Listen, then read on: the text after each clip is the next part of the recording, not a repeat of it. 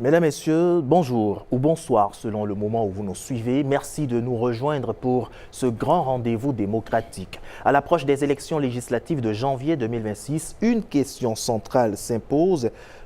Quel Parlement voulons-nous pour accompagner les réformes institutionnelles et répondre aux attentes des citoyens? L'Assemblée nationale, pilier de notre démocratie, est aujourd'hui appelée à se réinventer dans son fonctionnement, dans son efficacité, dans sa relation avec le peuple et au-delà de tout ceci, dans son rôle de contrôle de l'action gouvernementale. C'est autour donc de ces enjeux majeurs que se tient ce débat intitulé « L'Assemblée nationale à l'ère des réformes institutionnelles » et c'est avec vous que je le co-anime, Éric Guédénon. Bonjour. Bonjour et merci à vous, Rodrigue Babagueto. C'est un plaisir de co-animer ce débat avec vous. Et bien pour ce débat, nous recevons justement des représentants des partis engagés dans ces élections législatives. Nous les remercions déjà pour avoir répondu à l'invitation de la HAC. Et bien on les présente. Nous avons un représentant du parti Les Démocrates en la personne de Guy Dossoumy Tokbé et juste à côté de lui, un représentant du parti Bloc républicain en la personne de Casimir Sossou. Et puis en face de ces deux invités, nous avons justement le représentant du parti Union Progressiste Le Renouveau en la personne de Orden Aladati. À côté de lui, le représentant du parti Moël Bénin en la personne de Fabroni Bill Yoklonon.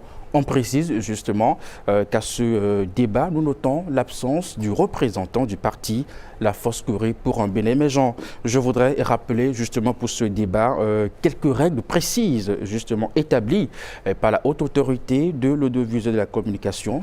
Tous les partis disposent du même temps de prise de parole, notamment pour chaque thème. Chaque représentant de parti politique dispose de 5 minutes pour partager justement leur vision avec l'opinion publique. Rodrigue.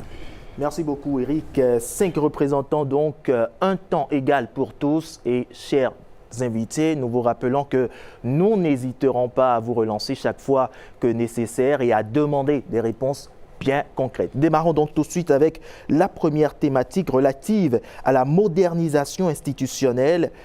Réforme ou simple ravalement, on parle beaucoup de modernisation du Parlement, mais modernisation, que comprendre concrètement? Est-ce changer les outils ou plutôt changer les pratiques? C'est la question que je vous adresse à vous, Guy Dossoumy Tokbé, représentant du Parti Les Démocrates. Merci infiniment, messieurs les journalistes.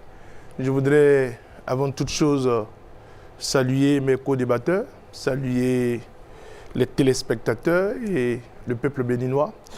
Je crois que malheureusement, je ne pourrais pas dire aujourd'hui que notre Parlement s'est modernisé. Parce que la modernisation, ce n'est pas d'abord le matériel, ce n'est pas d'abord les outils. La modernisation passe aussi par la production parlementaire. Et aujourd'hui, on n'est pas fier de ce que l'Assemblée nationale du Bénin produit.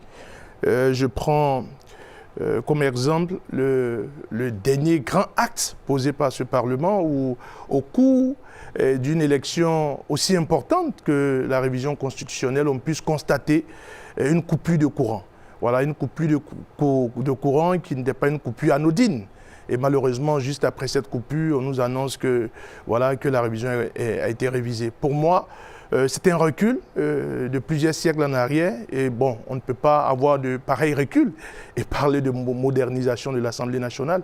Et donc là-dessus, je crois que la modernisation peut passer par les outils, le matériel, les hommes, mais elle est beaucoup plus sur la production.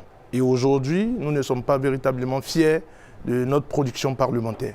Mais pourtant, on a appris que les coupures de courant, il y avait toujours eu des coupures de courant. Vous, pendant que vous étiez membre de la législature au Parlement, est-ce que vous aviez eu à poser des actions concrètes pour pallier cette situation, par exemple?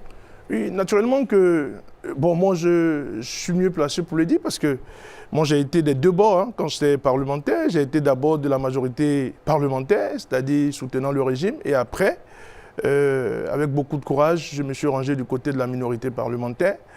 On a œuvré à ce que la modernisation puisse passer aussi par le matériel. Souvenez-vous qu'avant la 7e législature, l'État du Bénin avait déjà compris qu'il fallait aller à la modernisation du bâtiment.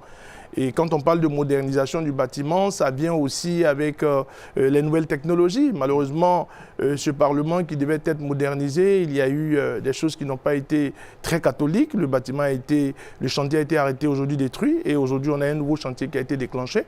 Et donc des choses ont été faites, mais pour le peu, permettez que je puisse dire qu'aujourd'hui, on n'est pas fier de la production parlementaire parce que parlant de modernisation, cela doit passer surtout par la production parlementaire. Et aujourd'hui, on n'en est pas fier. Vous n'en êtes pas fier, mais qu'est-ce que vous promettez faire si vous êtes élu à la prochaine législature pour changer la donne? Non, aujourd'hui, la première des choses que nos compatriotes doivent comprendre, c'est d'abord qu'il faut permettre l'entrée de l'opposition dans ce Parlement. Parce qu'en 2019, c'est-à-dire ce qu'ils ont appelé la 8e législature, c'était un Parlement unicolore.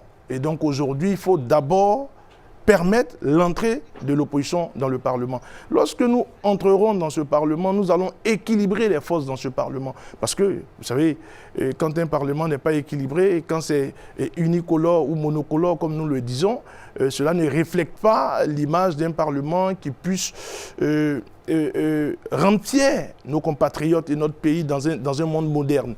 Et donc, pour moi, entrer dans ce Parlement, c'est la première des choses. La deuxième des choses, c'est que nous allons permettre l'équilibre des forces au sein de ce Parlement afin que les besoins des populations puissent être véritablement mis en exergue.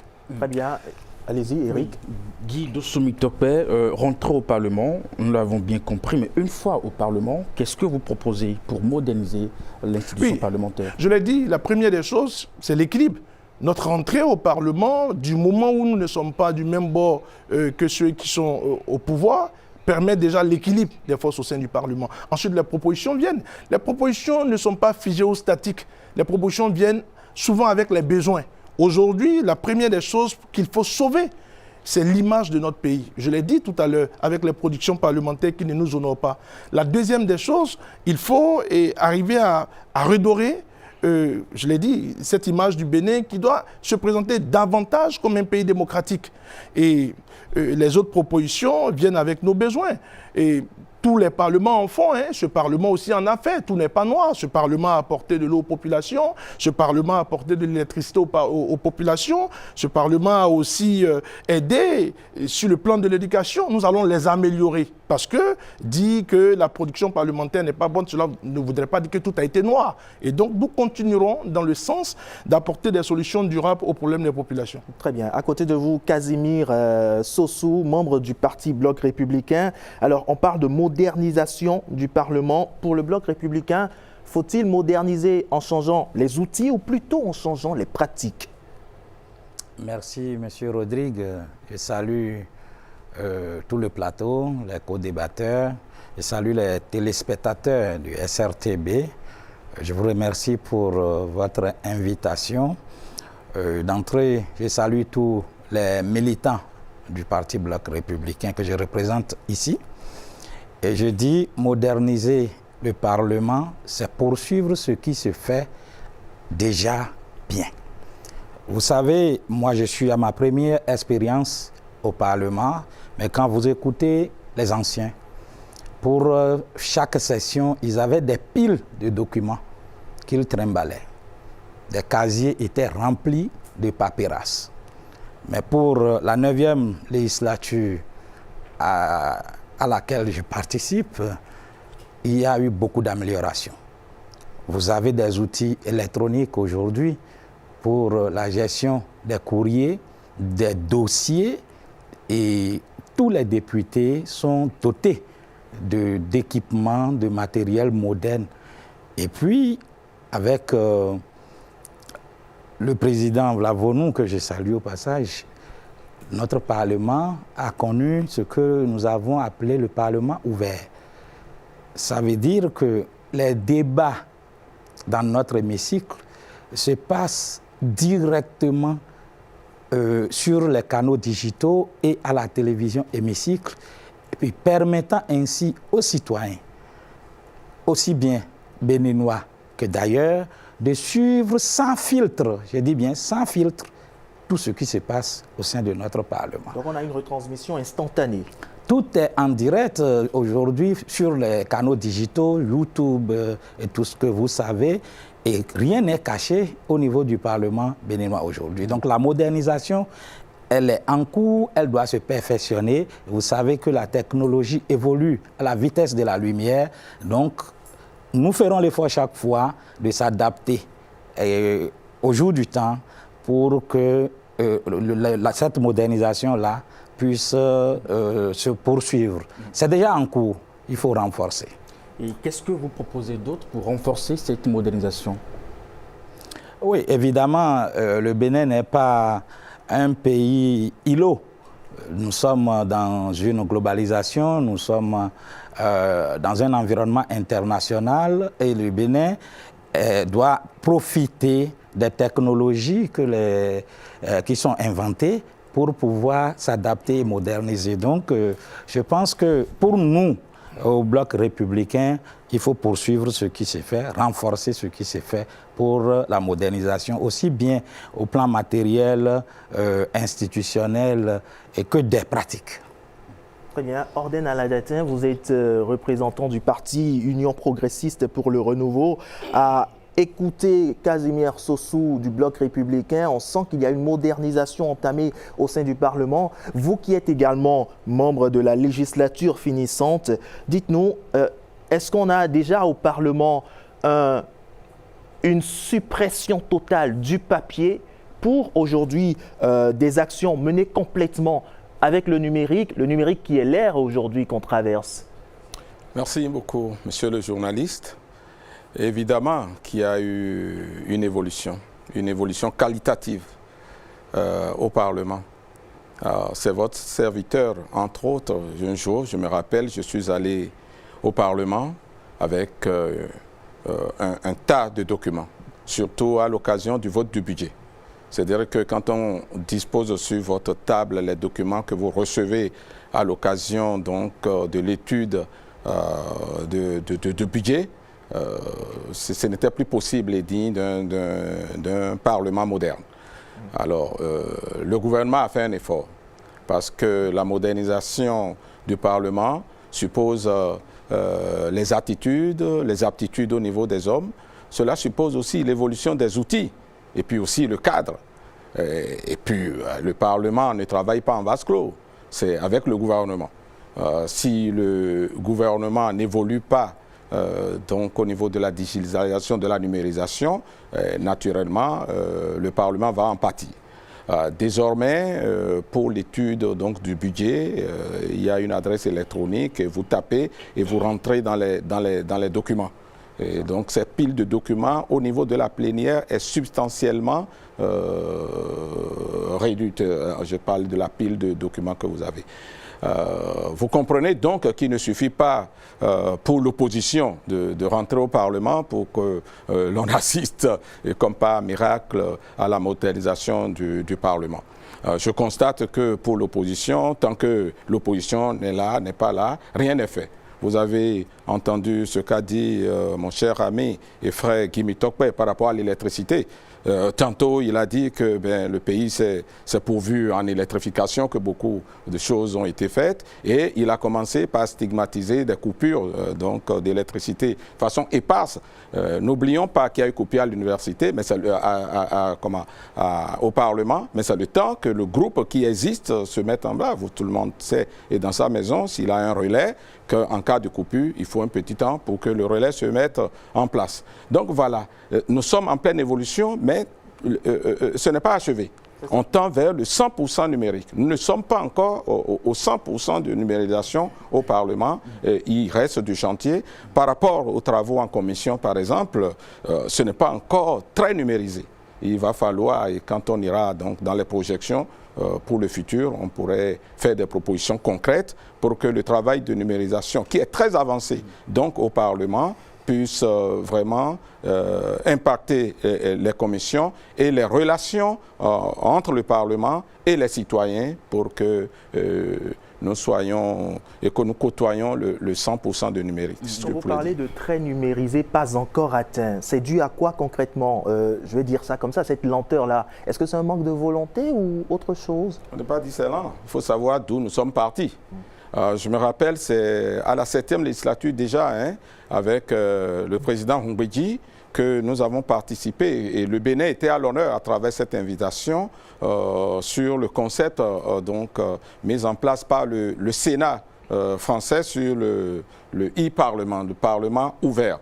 Et le Bénin s'est engagé à faire des efforts. Et ça a commencé timidement avec le président Humbedji au Parlement, c'est la 7e législature, et puis avec le président et le collègue Sossou l'a dit tout à l'heure, Vlavonou, qui a fait un bond qualitatif. Il reste à poursuivre cette aventure. C'est une marche au long cours qu'on ne saurait achever. Et de toutes les façons, il faut faire chaque jour un peu plus, et c'est à ça que l'on s'attelle, et que l'Union progressiste, le renouveau, va s'atteler à poursuivre lorsque les concitoyens vont nous faire confiance pour que cette œuvre-là, entamée, puisse se poursuivre. On va soumettre la même question aux représentants du parti Moël Bonin. Modernisation des outils de travail du Parlement, qu'est-ce que votre parti propose ? Je voudrais remercier d'abord tous les aînés qui sont passés avant moi. Il faut reconnaître une chose, c'est au bout de l'ancienne corde qu'on tisse la nouvelle. Et eux tous, à tour de rôle, ils ont abordé des questions essentielles, notamment concernant les avancées qui ont été enregistrées, qu'il faut saluer, il faut avoir le courage de saluer. Néanmoins, il y a quelques manques qui sont constatés et qu'il faut relever. Et ça, c'est ensemble qu'on le fera. Je pense que la modernisation ne se résume pas que à la digitalisation. Encore qu'en cette matière, le Bénin est très avancé par rapport à d'autres pays. Et en termes de dématérialisation, de digitalisation au Bénin, tous les secteurs sont impactés. Et normalement, l'Assemblée nationale aussi doit être impactée et a commencé d'ailleurs par être impactée. D'abord, la modernisation, pour moi, commence par la régularité de certaines pratiques. Et il y a un éminent professeur qui s'est questionné une fois dans l'un de ses ouvrages, « Quelle est ma loi ?» Et les Béninois aujourd'hui ne connaissent pas vraiment les lois qui sont votées pour eux. Cela est dû à plusieurs choses. Déjà, la présence de cette loi-là sur toutes les plateformes. Aujourd'hui, il y a une grande avancée à la matière avec le site du secrétariat général du gouvernement qui se propose en fait de mettre toutes ces lois-là en ligne. Mais on va y revenir un peu plus après. Aujourd'hui, je crois que d'abord, la modernisation doit commencer par la légistique qui est suivie. On a un problème de légistique. Les lois qui sont travaillées, qui sont votées aujourd'hui, ne sont peut-être pas adaptées aux réalités béninoises. Ce n'est pas toutes les lois, il faut avoir le courage de le dire. Il y a certaines lois qui ne sont pas adaptées. Par exemple ? Bon, je ne vais pas, je risque d'aller trop dans la casuistique, dans le cas par cas. Déjà, il y a parfois une question d'inflation législative.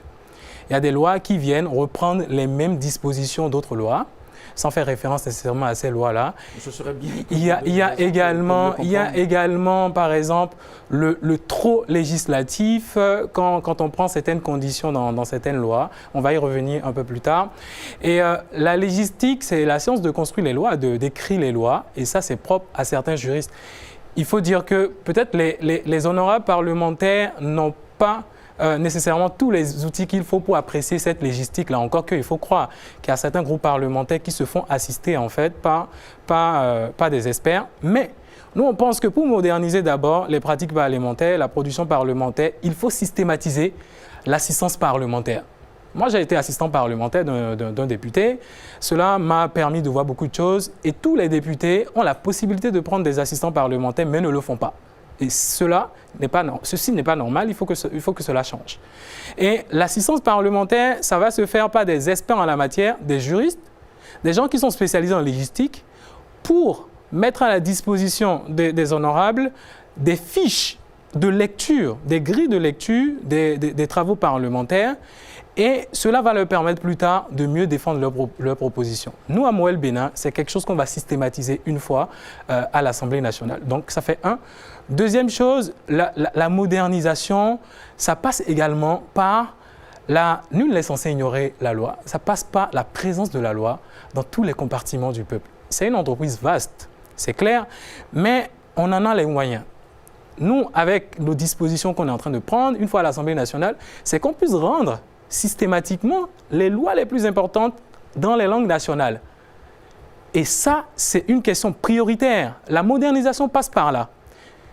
il faut avoir le courage de revenir à notre histoire et rendre disponibles les lois qui sont essentielles à la bonne marche de la République, à la bonne gouvernance, rendre ces lois-là disponibles dans les langues nationales et les diffuser partout. Il y a quelques efforts qui sont faits, mais ce n'est pas suffisant, il faut renforcer. Troisième chose, venons maintenant à la dématérialisation, à la digitalisation. La question du e-parlement, c'est une question cruciale. Il y a beaucoup d'enjeux, il y a beaucoup de défis aussi. Déjà, les pays qui l'expérimentent, le e-parlement, le e-vote, c'est même récemment qu'ils ont commencé. Au Canada, par exemple, c'est en 2023, récemment qu'ils ont commencé à pratiquer le e-vote pour dématérialiser certaines procédures de vote. Mais il y a beaucoup de débats autour de la question. En France, ce n'est pas encore systématisé. Il y a beaucoup de débats parce qu'il y a la question de la régularité, la question de la licéité et la question de la transparence. Donc, le peuple béninois aujourd'hui, on peut expérimenter des choses en la matière, mais pour cela, il faut avoir le courage de corriger certaines pratiques pour un vote plus régulier, en fait, en termes de régularité et aussi en termes de licéité. Très bien. Je vous arrête alors, Faboni Yoklounon. Vous avez épuisé votre temps de parole sur cette thématique-là. J'en viens à vous, Guy Mitokpe. Dites-nous, voter beaucoup de lois, est-ce forcément bien gouverné, selon vous? Oui, merci infiniment, mais vous allez permettre rapidement, compte tenu du temps. Bon, d'abord, voter beaucoup de lois, est-ce forcément être productif ou est-ce forcément une bonne chose? La première des choses, c'est qu'il faut établir sur ce qui est nécessaire, ce qui rentre dans le besoin des populations, voter des lois qui peuvent apporter des solutions durables à ce que traversent les populations. C'est la première des choses. Mais je voudrais rapidement revenir sur ce que certains de mes co-débatteurs disaient tout à l'heure. Guy Mitokpe, vous ne pourrez pas revenir parce que vous venez d'épuiser ainsi votre temps de parole. Je passe tout de suite à Casimir Dosso. Puisqu'on parle de e-parlement, est-ce que vous, au sein du Bloc républicain, vous entrevoyez le Parlement béninois inscrit dans la dynamique du e-vote, du vote électronique par exemple? Merci beaucoup. Le groupe parlementaire Bloc républicain, en collaboration avec son homologue groupe parlementaire Union progressiste Le Renouveau, avait déjà, à l'occasion de la révision du règlement intérieur de l'Assemblée nationale, faire adopter le vote électronique parmi les modes de scrutin de notre Parlement. C'est déjà chose faite du point de vue disposition légale. Il reste à mettre en œuvre au niveau matériel, donc le dispositif matériel et électronique pour aller au vote électronique au sein de notre Parlement. Cela existe déjà, donc il ne reste qu'à mettre en œuvre cet état de choses. Deuxième chose que je voudrais dire, le fait que les députés aient d'assistants n'est pas quelque chose de nouveau. Cela existe déjà quand vous prenez la nomenclature de la rémunération des députés. Il y a le cabinet qui existe et chaque député a un cabinet qui fonctionne. Donc ça peut s'appeler assistant, ça peut s'appeler secrétaire, ça peut s'appeler le nom que vous voulez, mais toujours est-il que chaque député a des collaborateurs qui l'aident parce que tous les députés ne sont pas juristes par nature. Et donc il y a ce volet-là qui est déjà réglé. Mieux, vous avez... Les députés l'appliquent réellement. C'est réellement appliqué, à moins qu'on m'apporte le contraire d'un député qui n'a pas de cabinet ou qui n'a pas d'assistant. Mieux, vous avez aujourd'hui, au cours de notre législature, puisque c'est pour la première fois que des femmes sont venues en nombre important au Parlement, c'est au cours de la 9e législature, donc il y a l'organisation qu'on a appelée Caucus des femmes parlementaires. Donc ces femmes-là ont eu même d'assistants supplémentaires à travers l'accompagnement de certains partenaires. Donc, ces femmes sont même mieux accompagnées que tout autre député homme. Très bien. Merci Casimir Sosso. Vous venez d'épuiser donc votre temps de parole. Orden Aladatin, ce vote électronique pourrait-il être un gain pour le Parlement béninois? Pourquoi pas, avec les réserves émises par le collègue. C'est déjà acté au niveau du règlement intérieur, l'honorable Sossou l'a dit, donc il faut souhaiter de l'évolution. Mais sur donc, la qualité des lois, mais il y a des lois, hein, il y a de la fixation sur certaines lois polémiques. Et puis voilà, la discrimination positive au profit des femmes, mais c'est bien le Parlement qui a eu à le faire. Tout le monde s'enorgueillit aujourd'hui. Les femmes sont représentées de façon qualitative grâce à l'impulsion des groupes parlementaires soutenant l'action du pouvoir. L'abolition de la peine de mort, on l'avait acté dans beaucoup de pays, mais ça n'a jamais été acté. C'est ce Parlement donc accompagnant l'action du gouvernement sous l'impulsion donc ce qui accompagne le gouvernement qui l'ont fait. La reconnaissance de la chefferie traditionnelle, c'est nous. Donc voilà autant de lois efficaces. Et puis la vision Bénin, à la fois donc un monde de splendeur 2060 pour faire déjà de la projection sur les générations à venir, les 35 ans à venir. Donc voilà autant de lois révolutionnaires qui sont prises au Parlement. Mais naturellement, nous sommes dans la fixation sur quelques lois parce que de toutes les façons, tant que l'opposition n'est pas là, nous travaillerons pour que l'opposition y soit, mais pas pour une opposition bavarde, une opposition qui s'inscrit donc dans le cadre de l'efficacité et parce que le Parlement moderne, c'est aussi ça. Moins de bavardage et beaucoup d'efficacité. Très bien. Ordonné Aladati, dans quel état se trouvent les archives du Parlement et que proposez-vous? Il faut une évolution souhaitée au niveau des archives. Les archives aujourd'hui ne sont pas numérisées et ça fait partie donc des maillons faibles donc de la mondialisation que nous sommes en train de souhaiter. Du travail a démarré, mais il reste à consolider ce travail-là par la numérisation des archives et pouvoir rendre l'archive à la disposition du public. Aujourd'hui, quand vous voulez faire de la consultation sur les travaux parlementaires, il faut se déplacer, il faut venir au Parlement où il y a un effort qui est fait. Mais il faut poursuivre cet effort-là et l'Union progressiste, le renouveau, va s'y atteler une fois au Parlement pour que ce qui est entamé sous l'impulsion du président Béounou Vlavonou, que notre passage UP, le renouveau, puisse continuer. Et puis voilà, merci. On va évoluer sur d'autres questions. On reste toujours sur la modernisation avec le représentant du parti Moël Bénin. La question des archives numériques, est-ce que c'est une préoccupation pour votre formation politique? Bien sûr, cela entre dans notre politique globale, en fait, dans notre proposition qui est comprise dans notre offre de législature. Les archives, il ne faut pas les lâcher parce que c'est ça qui constitue en fait la mémoire du travail parlementaire. Et je l'ai déjà décrit dans mon précédent passage, dans ma précédente prise de parole. Je pense qu'il faut peut-être revenir à une autre dimension qu'on ne voit pas. La fidélité en fait de la transcription qui est faite lors des débats. Je pense que l'humain seul ne peut plus faire ce travail-là. Aujourd'hui, il y a des outils très très intelligents comme la transcription à l'aide de l'intelligence artificielle pour en fait systématiser cela et l'humaniser après pour les corrections et éviter les erreurs. Cela aussi entre dans le cadre de la sauvegarde de la mémoire parlementaire, outre la dématérialisation qui est à promouvoir. Vous proposez alors l'introduction de l'IA dans les habitudes parlementaires? Bien sûr, ce n'est plus un luxe, c'est une réalité. Et aujourd'hui, quand on fait des meetings, même en ligne, quand on fait des visioconférences, on peut intégrer une personne tierce qui est l'IA, qui va retranscrire de façon fidèle tous les débats et après, on va les relire pour l'humaniser. Ça simplifie la tâche et ça permet d'être plus fidèle. Très bien. Alors, nous allons très rapidement passer au contrôle et l'action gouvernementale et la transparence. Je reste avec vous, Fabroni Yoklounon.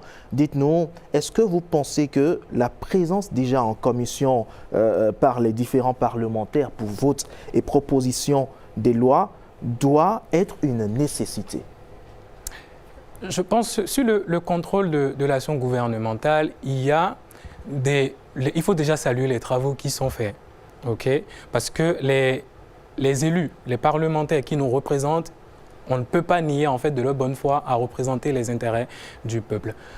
Néanmoins, on pense qu'il y a des efforts, des choses à renforcer pour mieux contrôler l'action gouvernementale. Il y a les outils classiques qui sont déjà là, les tests sont là, il y a les questions sur l'actualité, les questions orales avec ou sans débat, les questions écrites, c'est bien. de pouvoir continuer là-dessus. Nous, à Moël Bénin, dans notre offre de législature, on est clair sur la question. On a une démarche à double détente. La première démarche, c'est de renforcer le contrôle de l'action gouvernementale en suivant notre valeur qui est claire dans la vérité politique, même en étant de la classe de la mouvance, il y a des choses sur lesquelles il faut attirer l'attention. Ça, c'est la première démarche. Deuxième démarche, il ne faut pas que dire quand c'est mauvais. On va instaurer en fait une pratique de félicitation du gouvernement. Cela entre aussi dans le cadre du contrôle pour lui dire « Écoutez, ce que vous faites, ça c'est très bien. » Nous, on l'encourage parce qu'on dit, il y a un adage dans notre langue qui dit « Avodjekentor, yenikpa ».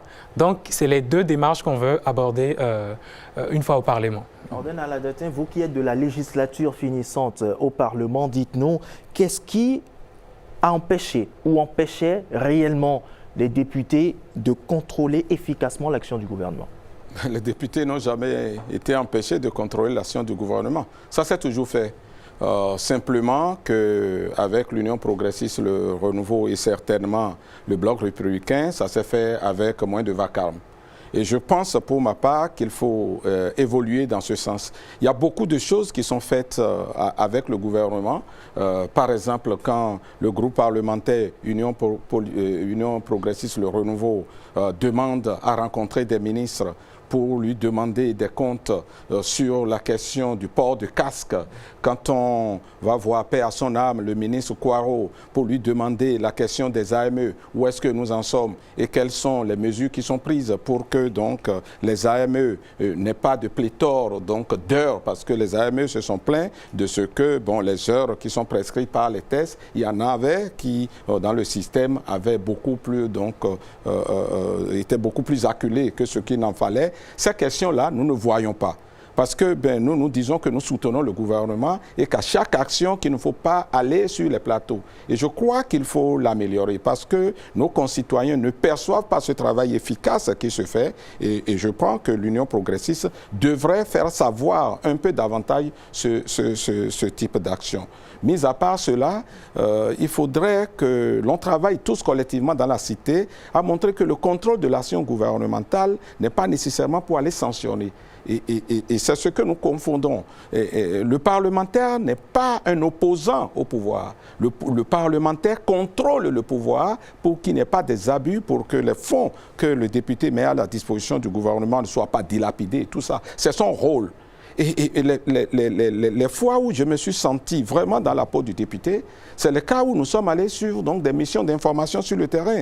Je me suis retrouvé, par exemple, en Dali et à Tchaourou, en train de visiter les cantines scolaires. J'ai des vidéos où les enfants étaient heureux, où nous sommes allés constater et bien les évolutions qu'il y avait et quelques faiblesses que nous avons pondues. Et des rapports sont envoyés au gouvernement. Je crois que de plus en plus, nous devons faire publier ce genre de rapports pour que les populations sentent ce que font pour eux les députés, quoique supportant l'action du gouvernement. Et puis les pétitions.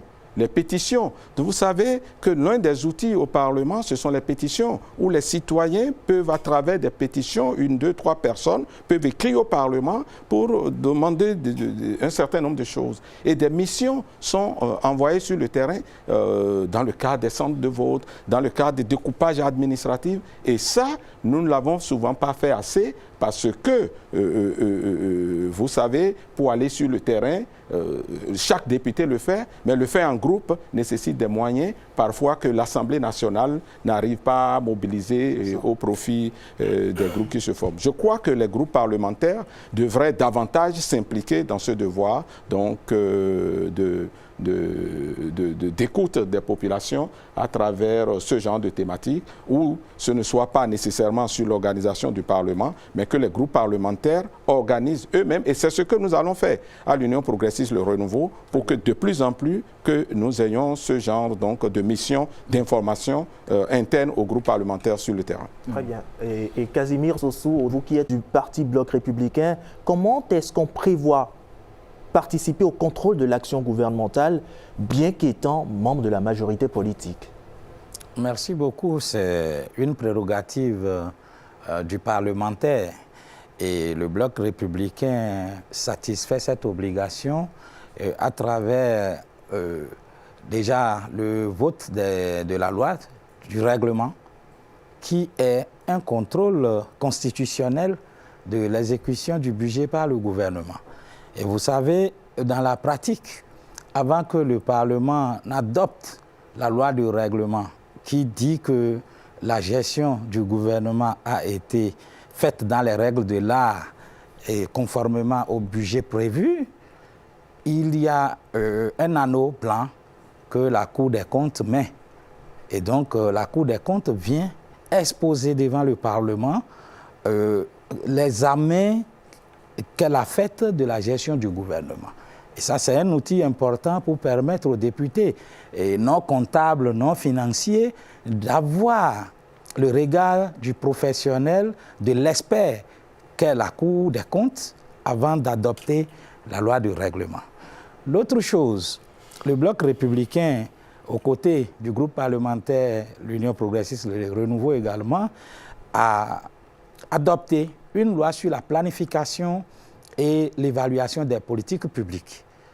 Et donc, quand on ne navigue pas à vue, quand on essaye de programmer, de planifier, le contrôle est beaucoup plus facile. Et donc, en amont, on a voté des lois pour permettre la planification des politiques publiques et leur évaluation. Et mieux, nous sommes allés à adopter la vision Bénin 2060. Le Bénin, un monde des splendeurs. Et donc, quel que soit le régime qui s'installe au Bénin prochainement, il doit d'abord se regarder dans cette vision-là avant d'élaborer son programme d'action du gouvernement. Et donc, c'est dans ces outils de prévision que nous pouvons puiser les outils de suivi, de contrôle de l'action gouvernementale. Il y a bien entendu les questions au gouvernement, donc questions orales, questions écrites, questions avec débat, et des descentes sur le terrain. Mon collègue Oden l'a dit tantôt, les cantines scolaires, quand vous allez sur le terrain, vous constatez. Moi, je suis membre d'une commission qui a vérifié, par exemple, suite à la déclaration du ministre Akpona, la gestion qui est faite des fonds dans le secteur de l'énergie et de l'eau. Nous avons été sur le terrain accompagnés des députés du groupe parlementaire Les Démocrates. On a vu des choses où on disait qu'il n'y a pas l'eau, on a bien vu l'eau. On est allé sur l'Okpara, on a constaté. Ça, c'est aussi le contrôle de l'action gouvernementale. Donc, c'est pour dire qu'au niveau du bloc républicain, nous restons dans le cadre défini par la loi, donc pour les prérogatives du parlementaire, et dans ce cadre, on suit bien l'action gouvernementale. Est-ce que vous comptez renforcer ce contrôle pour les années à venir? Bien sûr que oui, parce que ça doit se renforcer à travers la digitalisation de tout secteur. Vous savez, aujourd'hui, les informations, et là, il faut féliciter le gouvernement, avec la digitalisation de tous les secteurs de l'administration publique aujourd'hui, pour avoir une information, vous n'avez pas besoin forcément d'aller dans la structure. Et déjà, de votre smartphone, vous pouvez avoir des informations. Et ça facilite les débats quand les ministres passent devant l'Assemblée nationale, même en commission, vous avez assez d'éléments même pour confondre les membres de l'exécutif. Et aujourd'hui, cela est tellement utile qu'il faut renforcer cela pour les législatures à venir, parce que le contrôle de l'action gouvernementale, c'est ça qui permet au gouvernement d'être beaucoup plus, disons, regardant envers et lui-même sa conduite de l'action publique. Merci. Guy Dossou-Mitokpe, il est dit du député qu'il vote des lois et qu'il contrôle l'action du gouvernement. Que compte faire votre parti politique en la matière? Merci infiniment. D'abord, il faut savoir ce qu'on avait déjà fait. Étant au sein de ce Parlement, je crois que s'il y a un rôle qui n'a pas été bien joué au cours de cette législature, c'est bien le rôle de contrôle de l'action gouvernementale. Parce que vous savez que les députés, c'est trois rôles fondamentalement: consentir l'impôt, contrôler l'action du gouvernement et voter les lois. Et donc sur la question du contrôle de l'action gouvernementale, les députés de l'opposition ont fait ce qu'ils avaient à faire. quand vous prenez un groupe parlementaire comme celui des démocrates, on a posé plus de 70 questions au gouvernement. Et sur la totalité de ces questions, à peine le gouvernement est venu répondre à 10 ou 11 questions.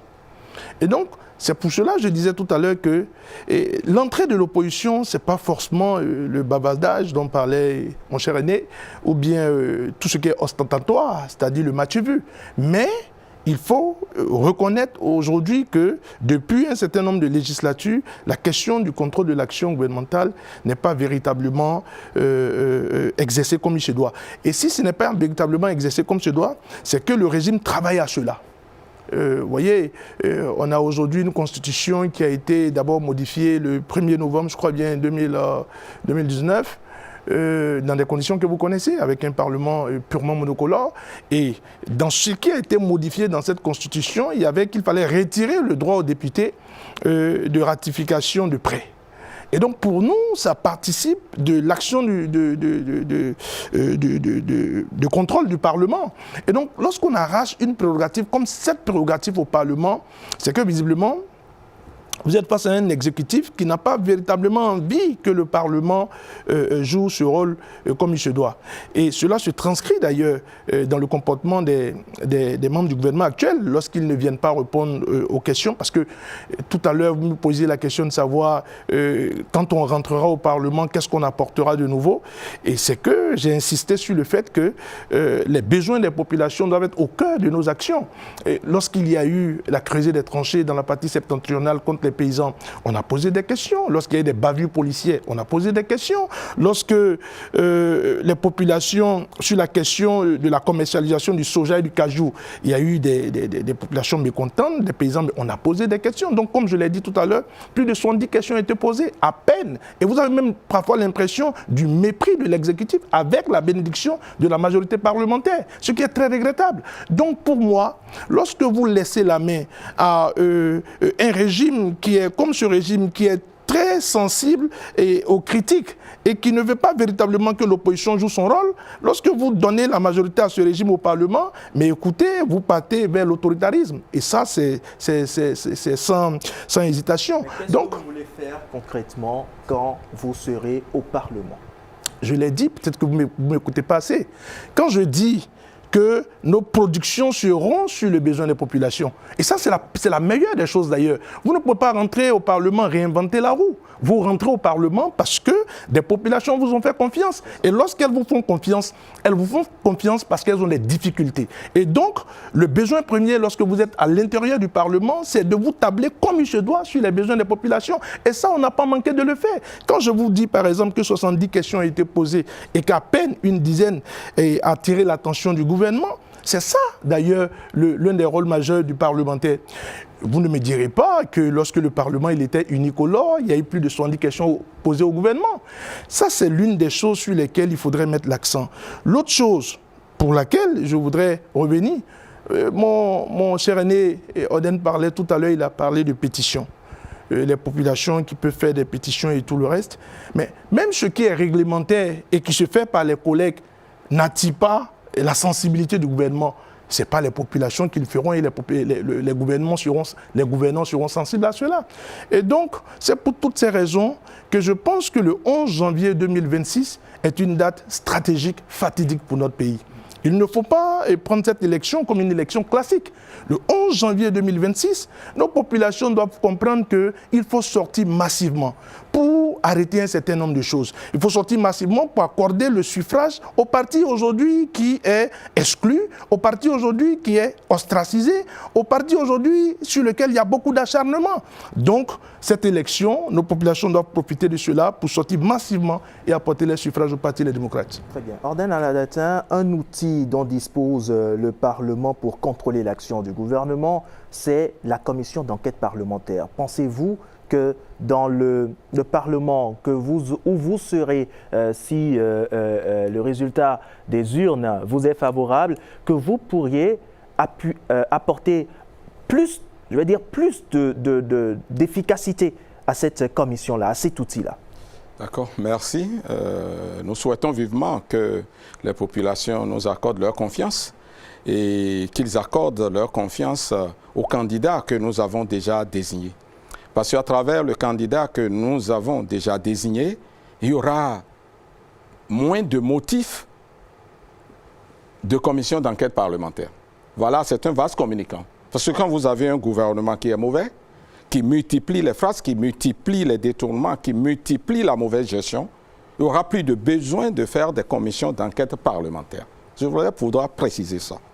Avec le président Patrice Talon, certainement qu'il y en a eu. Et l'honorable se souvient de vous dire par rapport à l'eau et l'affaire à Dambi et autres. On l'a fait lorsque ça s'impose, il faut le faire. Il ne faut pas le faire pour la forme, il ne faut pas le faire pour empêcher le gouvernement de travailler.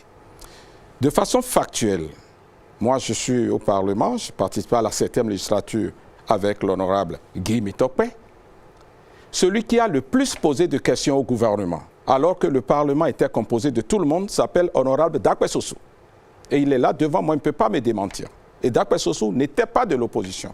Parce que vous savez, pour nous-mêmes, quand on a eu ce gouvernement qui travaille et que je dis, bon, les résultats seront visibles sur le terrain, il y a même des informations qu'à travers ces questions-là, le gouvernement nous apporte, nous qui soutenons le gouvernement.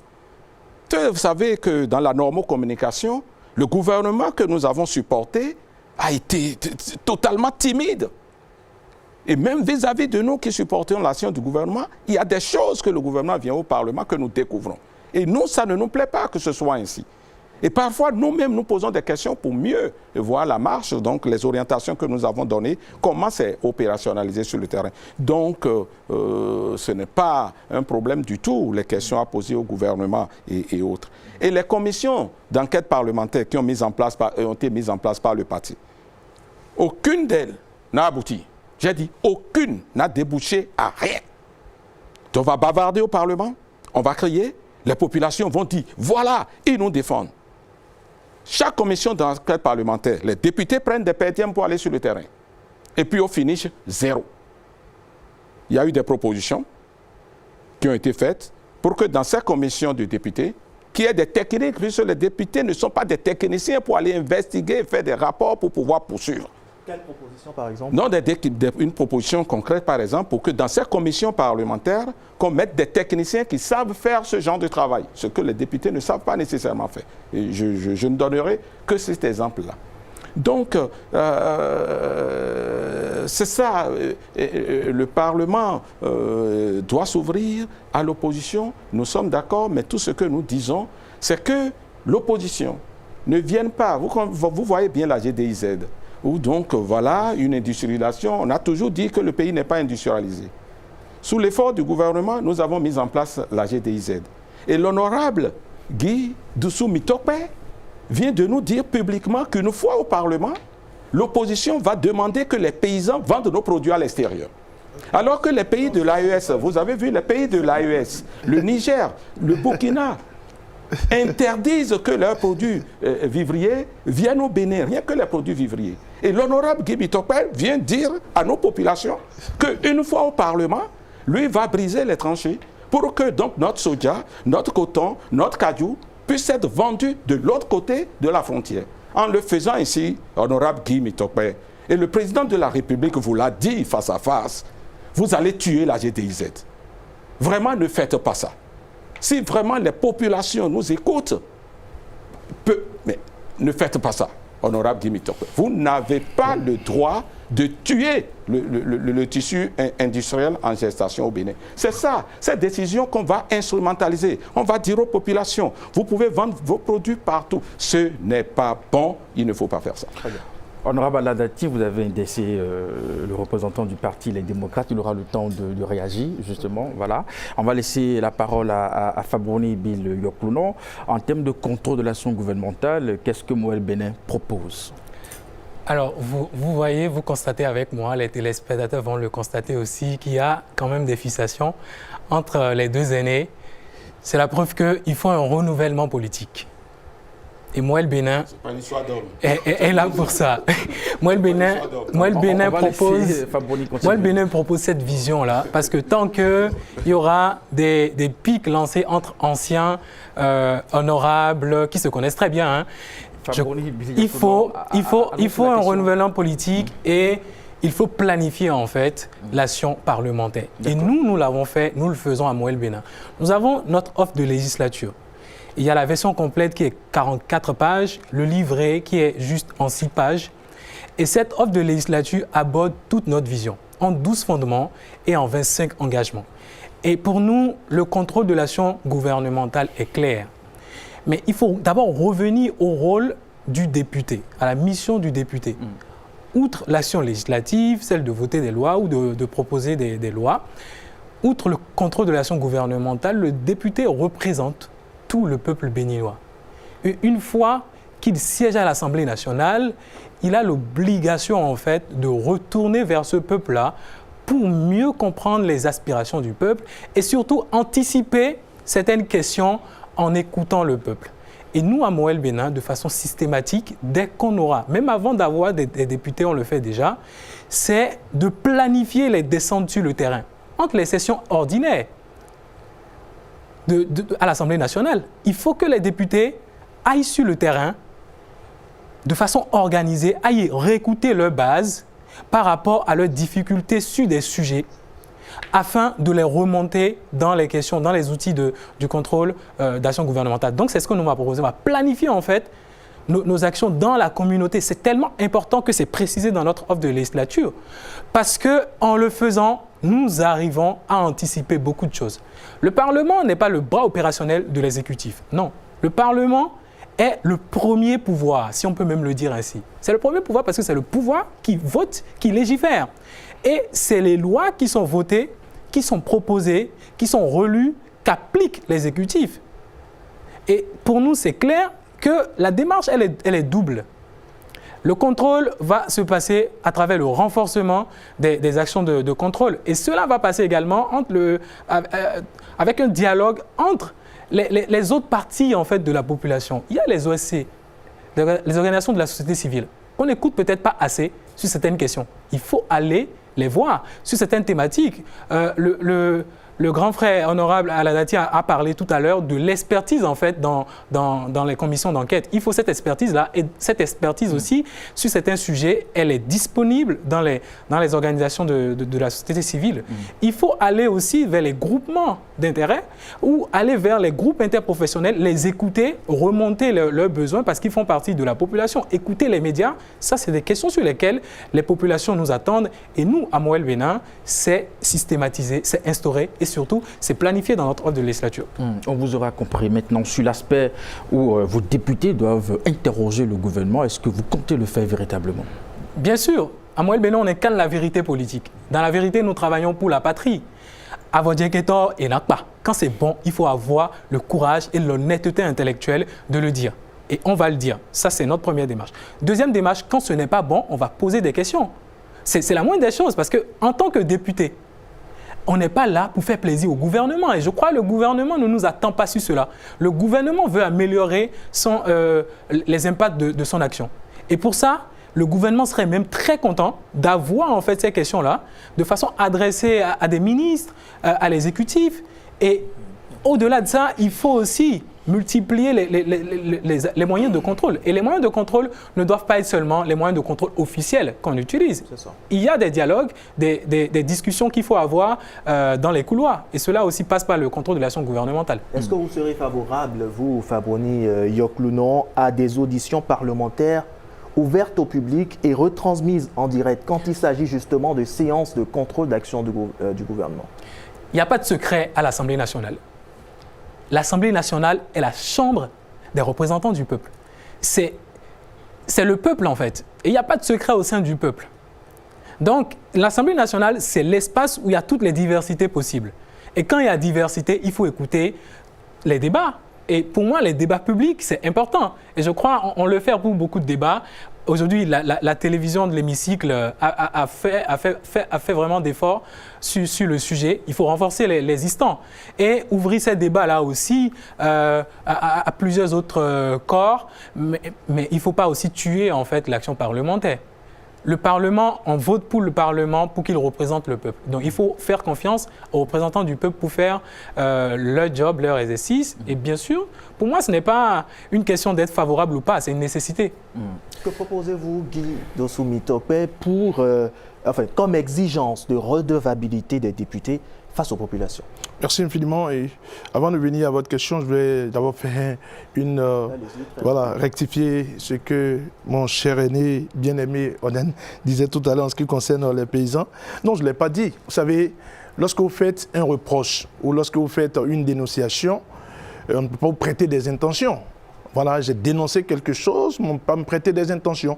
Nos paysans qui font leur production et qui veulent les écouler, nous sommes dans un contexte de libéralisme. Mais ceci étant dit, le patriotisme doit prendre le dessus. Mais nous avons des pays qui nous entourent. Au nom de quoi un pays permettait, je ne voudrais pas peut-être faire de fixation sur le pays, mais certains pays nous entourent et font le kilogramme du soja ou de la noix de cajou mieux que nous. Pourquoi? Pourquoi ne pouvons-nous pas améliorer? En réalité, ce que nous dénonçons, c'est la méthode. C'est la méthode cavalière. De creuser des tranchées, et pose de blocs de granit et tout le reste, mais on n'est pas au temps moyenâgeux. Donc, ce que nous remettons en cause ici, c'est la méthode, c'est le mode de fonctionnement. Mais ceci étant dit, la GDZ, qui en soi n'est pas une mauvaise chose, si elle doit fonctionner, mais il faut discuter avec les paysans, il faut revoir l'approche. C'est tout ce que nous disons. Donc, dit que Guy Mitope préfère qu'on aille vendre aux gens de l'AES et tout le reste, je ne l'ai pas dit. Voilà. C'est un procès d'intention et je ne l'ai pas dit. À la question de redevabilité des députés face aux populations. Une chose est de voter des lois, l'autre est de l'expliquer aux populations. Que comptez-vous faire? Non, la première des choses, je l'ai dit, c'est que dans un contexte où la contestation n'est pas permise ou n'est pas autorisée, il faut tout faire pour faire entrer dans le jeu une force de contre-pouvoir. C'est même l'esprit de ceux qui pensent qu'il faut aller à la séparation des pouvoirs. Lorsque on a l'exécutif, on a le Parlement et tout le reste, c'est qu'il faut permettre l'entrée de l'opposition. Et donc, la première des choses que nous ferons, c'est ce que nous avons fait au cours de cette législature, qui en soi n'est pas mauvais. Vous savez, je l'ai dit tout à l'heure, on a interpellé le gouvernement. Pour les lois qui étaient, selon nous, des lois pour lesquelles il fallait apporter son approbation, on l'a fait. Pour les lois qui, selon nous, pour lesquels il fallait revoir ou relire, on a posé nos exigences. Donc, ce que nous avons fait de bien, nous continuerons de faire ce que nous avons fait de bien. Et s'il y a des choses à revoir, nous allons les revoir naturellement. Comme par exemple, s'il y a une question sur laquelle nos détracteurs reviennent très souvent, c'est que systématiquement, les démocrates disent non à tout. Non, on n'a jamais dit systématiquement non à tout.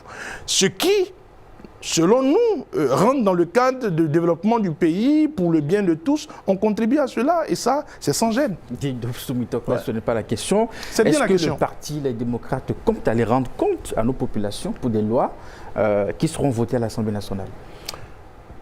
Ça rentre dans le cadre du contrôle de l'action du gouvernement, comme je l'ai dit tout à l'heure. Et nous sommes favorables à ça, on ne peut pas dire compte. Lorsque les populations vous font confiance et qu'elle vous envoie à l'Assemblée nationale, la redevabilité, c'est quelque chose pour laquelle nous nous sommes toujours battus. Donc retournez. Vous aviez eu à le faire Je crois que nos députés l'ont fait. Et l'honorable Kazimi est mieux placé. Il a dit tout à l'heure, ils ont fait le terrain avec certains de nos parlementaires. Je crois que ça rentre dans le cadre des activités du Parlement. On ne peut pas être réfractaire à ça. On a été pour, et s'il faut reprendre, on le fera. On va soumettre la même question aux représentants du parti Bloc républicain. Êtes-vous favorable à l'idée d'aller rendre compte de façon systématique une fois qu'une loi est votée à l'Assemblée nationale? Merci beaucoup. Je voudrais rétablir quelque chose sur ce point précis. Désormais, dans notre pays, la vulgarisation des lois est dévolue au Conseil économique et social.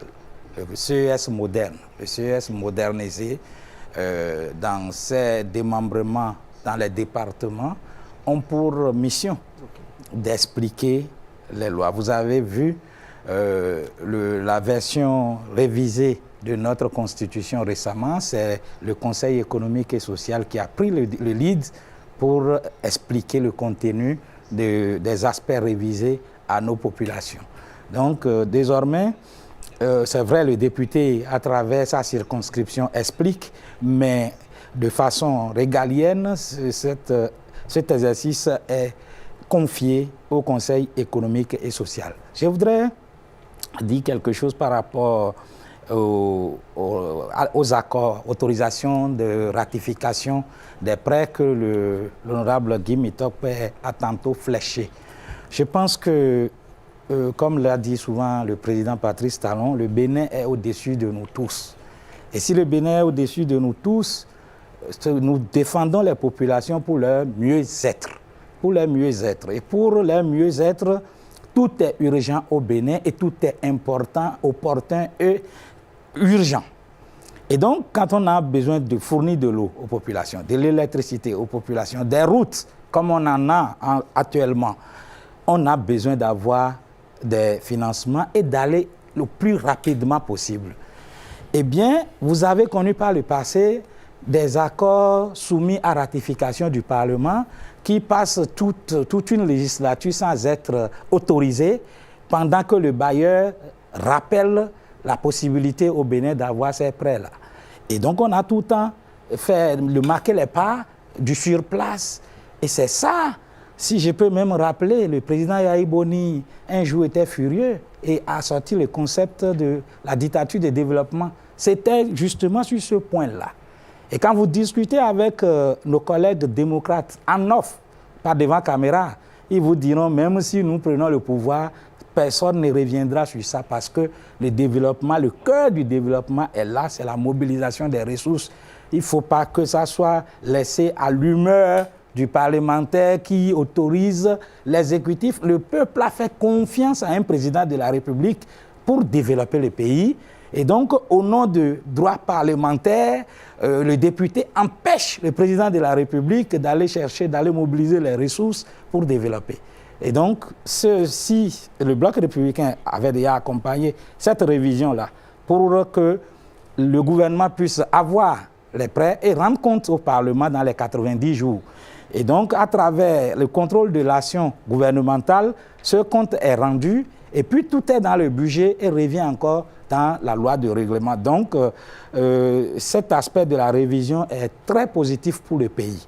Je voudrais souligner cela et dire sur l'aspect des paysans, la culture et tout ça, le programme du Bloc républicain, le programme de législature du Bloc républicain a déjà initié des avant-projets de loi sur la modernisation de l'agriculture, comment mettre assurance maladie, assurance universelle pour les paysans, l'assurance par rapport au changement climatique pour que les paysans ne soient plus soumis aux aléas. Tantôt, s'il ne pleut pas, leur investissement est perdu. Il faut quand même qu'il y ait quelqu'un qui assure cela.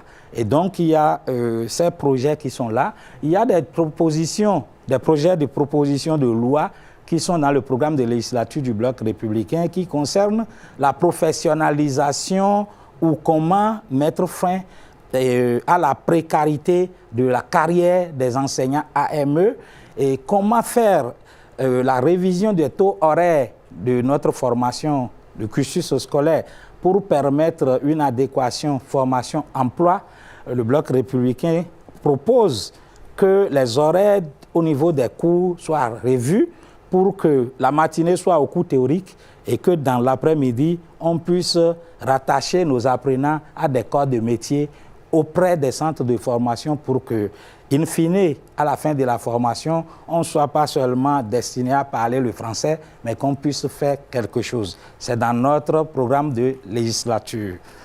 Merci. Très bien. Merci beaucoup, chers représentants du Bloc républicain. Nous venons de boucler 1 heure donc, de débat sur ce plateau. Nous avons encore une trentaine de minutes et nous avons évacué 2 sous-thèmes. Nous sommes sur le sous-thème relatif au contrôle de l'action gouvernementale et la transparence. Et pour vous informer donc du temps de chacun, le Bloc républicain a déjà 14 minutes 45 secondes.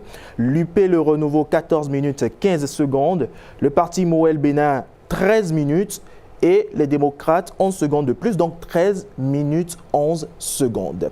Voilà donc pour le temps de parole de tout un chacun jusqu'à cet instant. Et nous abordons à présent le volet relatif à la place des citoyens, des médias et de la société civile dans la vie parlementaire.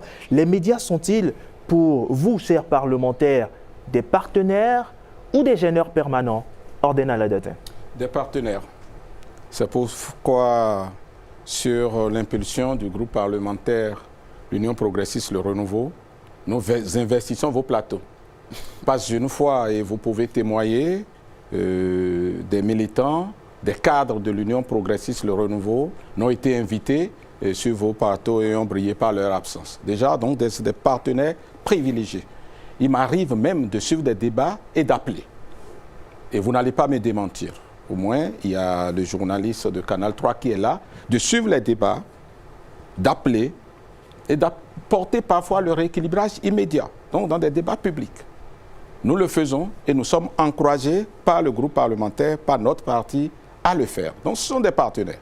Au-delà des partenaires que vous êtes au niveau des médias, la société civile dans son ensemble sont des partenaires.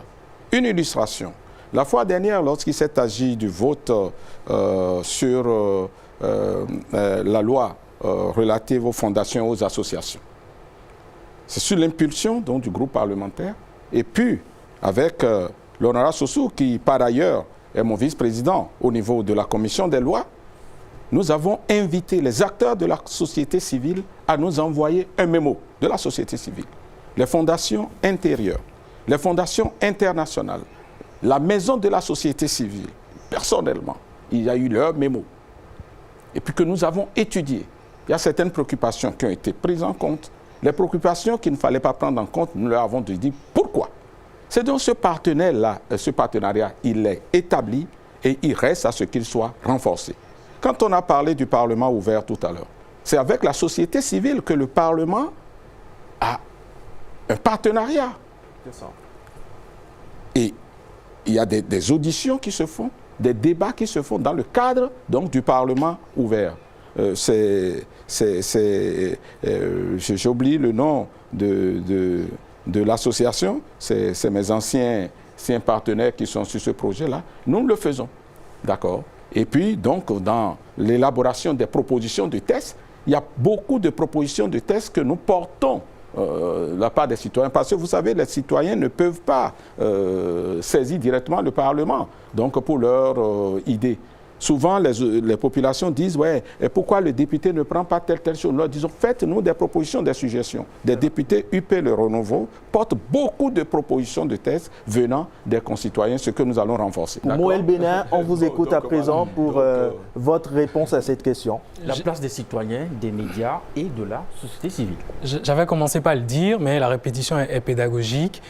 Je crois qu'il faut, en plus de renforcer la confiance de la population en l'Assemblée nationale, il faut s'intéresser à tout le monde. Et ce n'est pas que les médias, ce n'est pas que les citoyens, ce n'est pas que les organisations de la société civile, c'est aussi tout groupe interprofessionnel qui peuvent intéresser. Il faut écouter tous les citoyens parce que ces citoyens, avant d'être en fait dans un poste, dans un rôle, dans une mission, dans un travail, ils sont des Béninois. C'est pour ça qu'à Moël Bénin, on a une approche interne, mais aussi externe.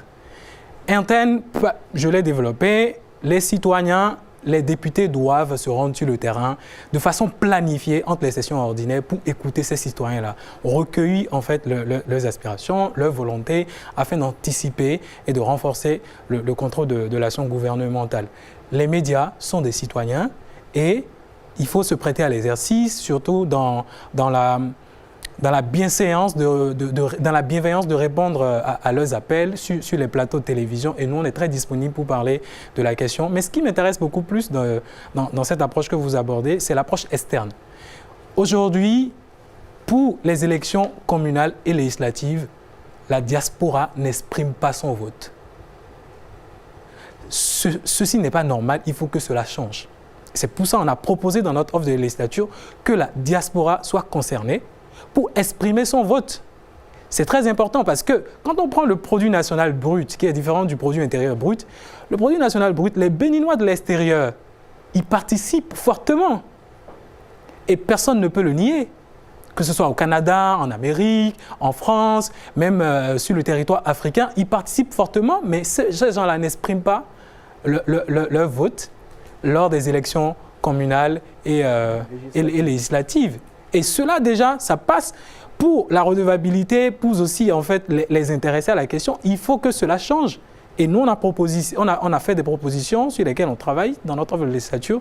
Une fois à l'Assemblée nationale, c'est des choses sur lesquelles on va travailler pour que tous les Béninois puissent participer. Dernier volet de mon intervention par rapport à la question, oui, il faut la diplomatie parlementaire. Donc, il y a des citoyens béninois un peu partout dans le monde et qui voient comment les choses se passent dans les autres assemblées. Et je crois qu'à l'Assemblée nationale, il y a des pratiques qui permettent en fait cette diplomatie-là, qui est le dialogue entre les parlements. Et cela passe également par la communauté dans laquelle nous sommes. Nous sommes dans la CEDEAO, nous sommes dans l'UEMOA. Et la diplomatie parlementaire doit s'intéresser déjà à l'espace sous-régional pour qu'on puisse renforcer nos pratiques parlementaires, renforcer nos actions. Et cela ne sera bénéfique qu'au peuple béninois. Et on peut même aller jusqu'à l'uniformisation, l'harmonisation de certaines pratiques, comme c'est le cas dans le droit OHADA. Cela aussi peut se faire dans le cadre des parlements, tout en sachant raison garder. Merci beaucoup, Fabroni Yoklounon. Guy Dossou Mitokpe, membre du Parti Les Démocrates. Quelle est la conception du Parti Les Démocrates sur la place des médias, et de la société civile et même des citoyens dans la vie parlementaire? Merci infiniment. Je vais, avant de revenir à cette question, faire revenir encore, avec votre permission, sur les propos de mon vis-à-vis, le camarade Kazimi Sossou, qui disait que, en ce qui concerne la modification dans la Constitution de la ratification du prêt, qui essayait de dire les biens fondés. Mais j'ai été député. L'une des actions au Parlement, autour desquelles il y a pratiquement tout le temps l'unanimité, ce sont les ratifications du prêt. Et ça, je le dis sous le contrôle. Ça fait partie des rares lois qui sont rejetées au Parlement. Les ratifications du prêt.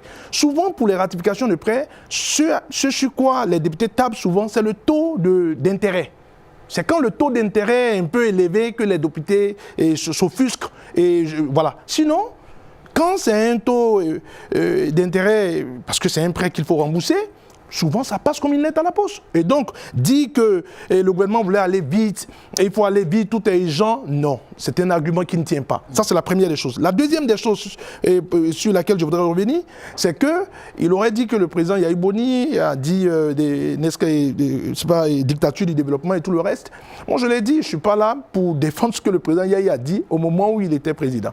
Parce que j'ai envie d'être franchement assez cohérent avec moi-même. Mais là-dessus, je ne crois pas que ce soit en ce qui concerne la ratification des prêts. Non, ce n'est pas vrai. Je crois que ça devait être dans un domaine bien précis. Voilà, donc il ne faut pas permettre l'amalgame pour ne pas être bien compris.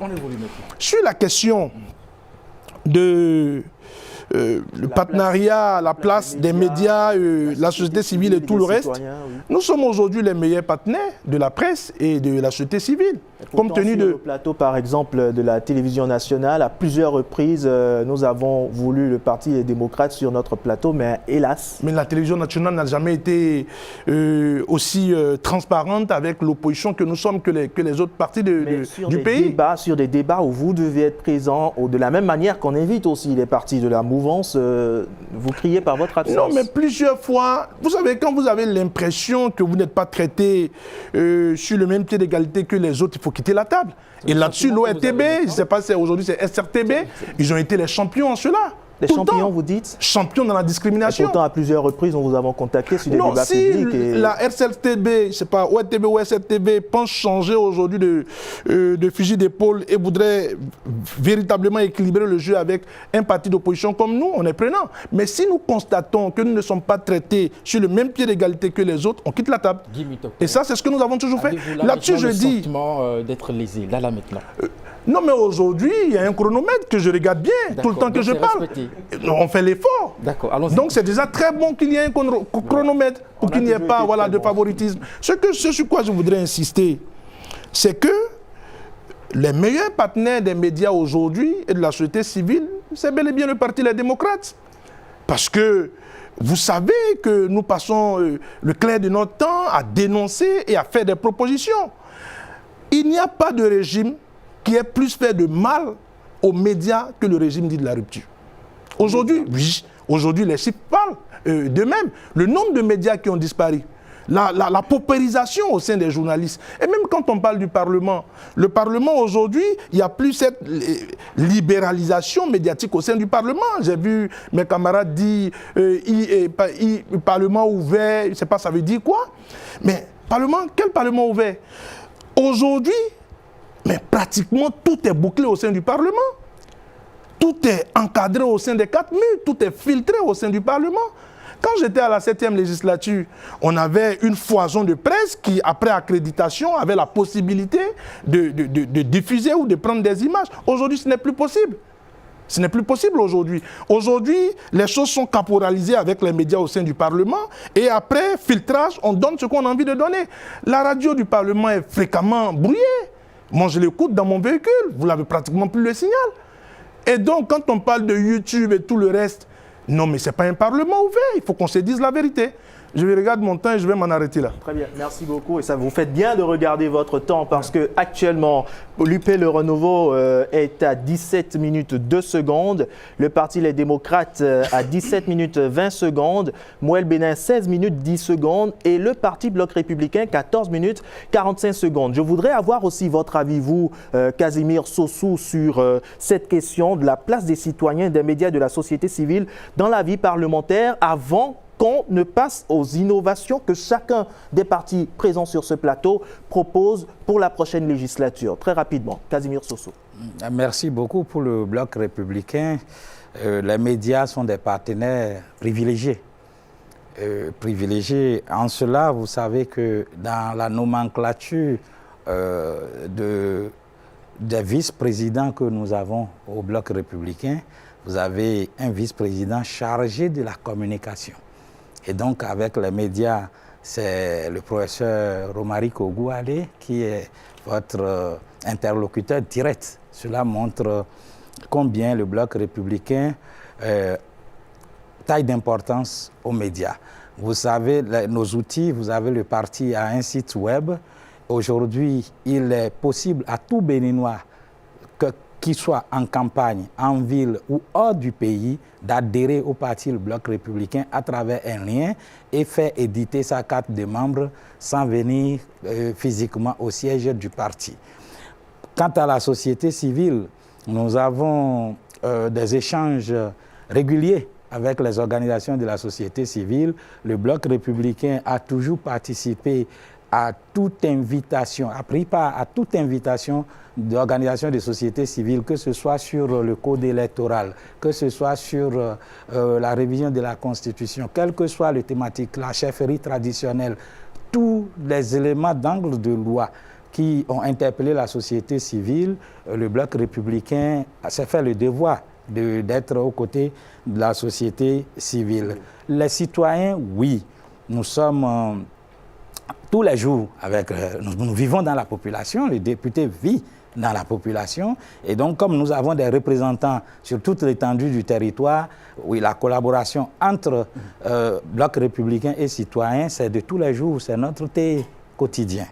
Et donc, pour nous, ces trois acteurs sont majeurs et privilégiés pour le Bloc républicain. Et c'est en cela que le Bloc républicain est le parti des jeunes et des femmes. Eh bien voilà, nous sommes dans la dernière ligne droite de ce débat. Nous allons évoquer à présent les innovations parlementaires que vous portez justement pour vos formations politiques. On va commencer par Orden Aladati. Qu'est-ce que l'UP propose comme innovation pour la prochaine législature? Je rappelle, avant que vous ne preniez la parole, M. Orden Aladati, il ne vous reste que 3 minutes pour ce plateau. 2 minutes 58. Merci. Plus précisément. Tout à fait. Merci. Allez-y. Alors, c'est déjà renforcer les acquis, parce qu'il y a beaucoup de choses qui ont été très bien faites. Les acquis, y compris la loi qui a été votée pour les ratifications. Parce qu'au-delà de ce que dit l'honorable Mitokpe, nous sommes dans un monde concurrentiel. Nous avons besoin de financer l'eau. Lorsque le ministre des Finances, qui est notre candidat pour l'avenir, va sur les marchés publics et va trouver des taux de 2 à 3%, il n'attend pas qu'on vienne ratifier parce que les autres pays ne passent pas par cette procédure. Quand il rentre au pays pour la ratification, il revient, ce crédit n'est plus disponible.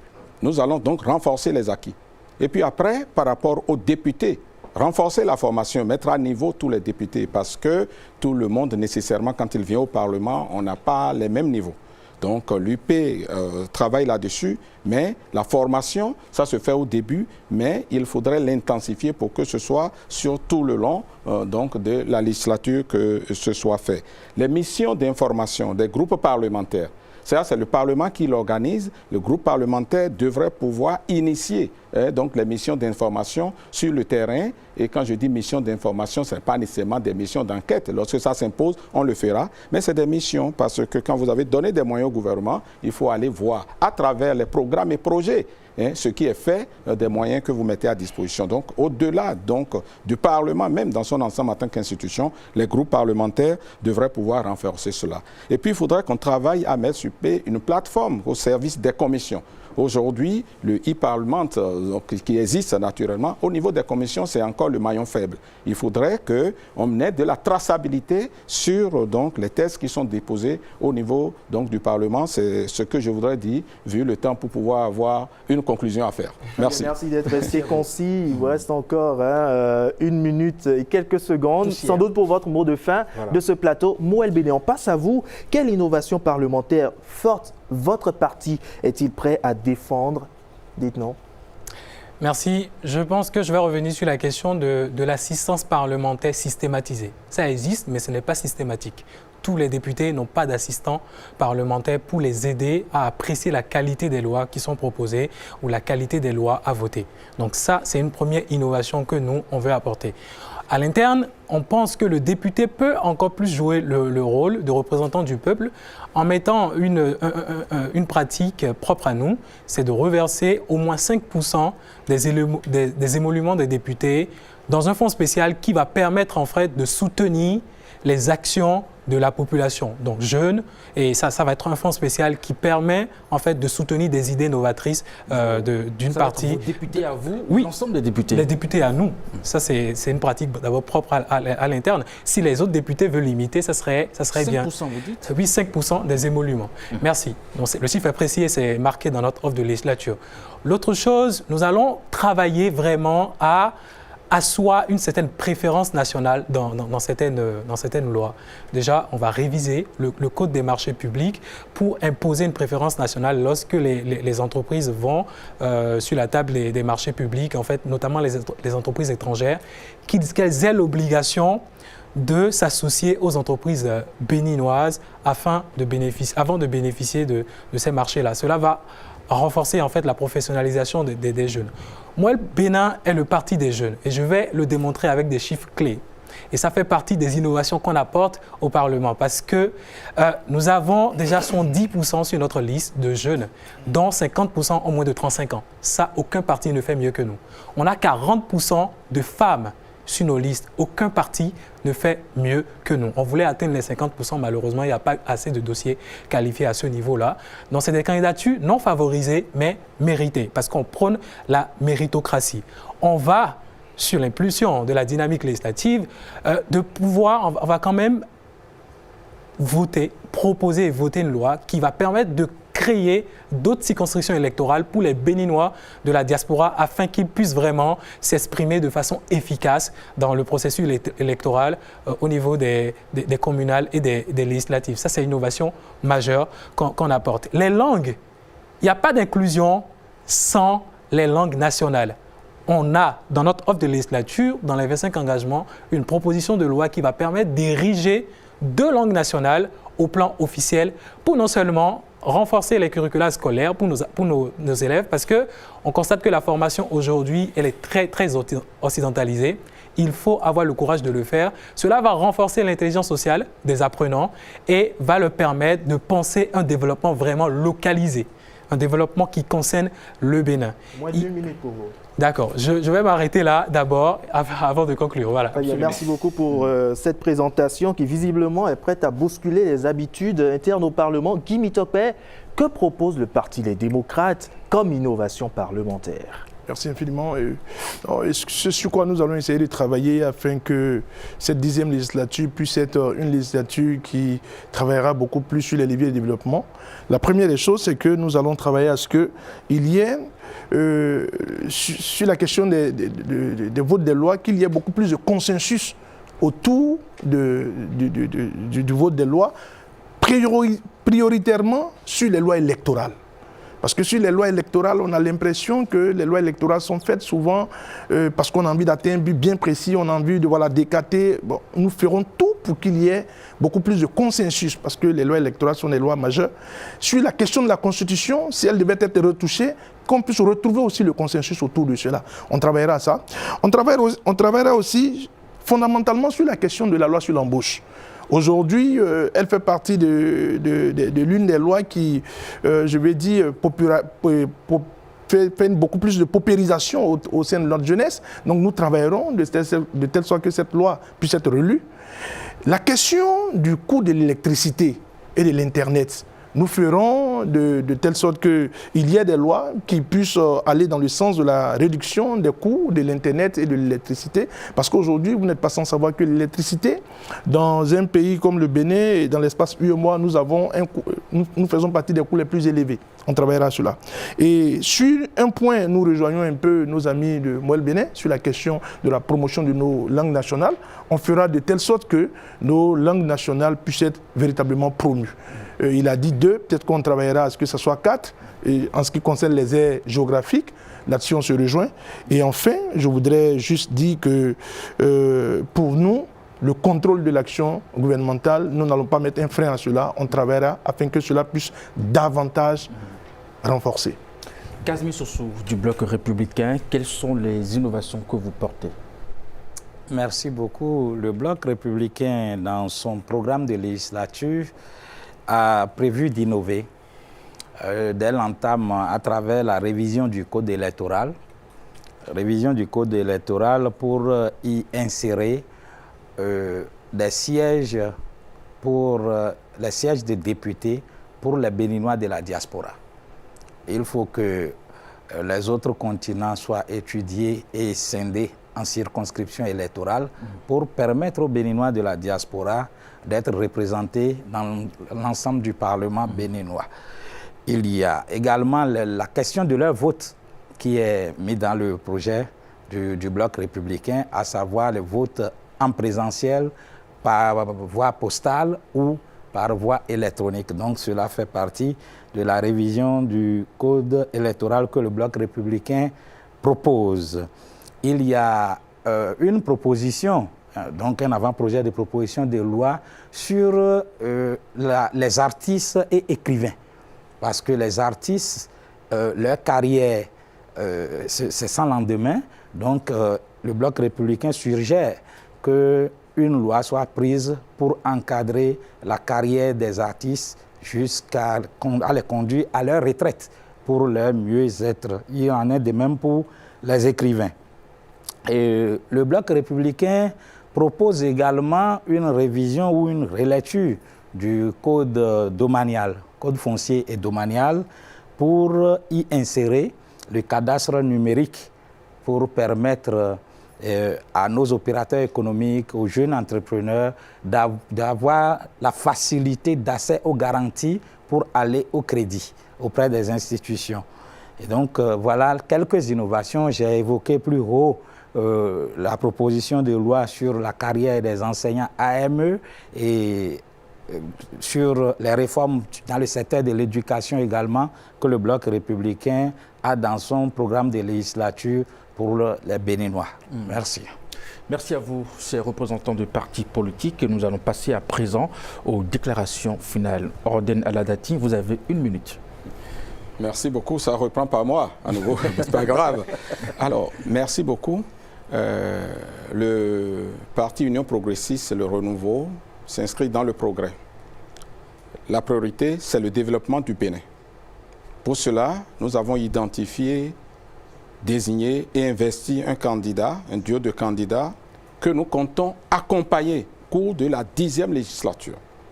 Un projet de société et un programme de gouvernement auquel nous sommes nous allons participer sur le programme et le projet de société, nous y travaillons absolument.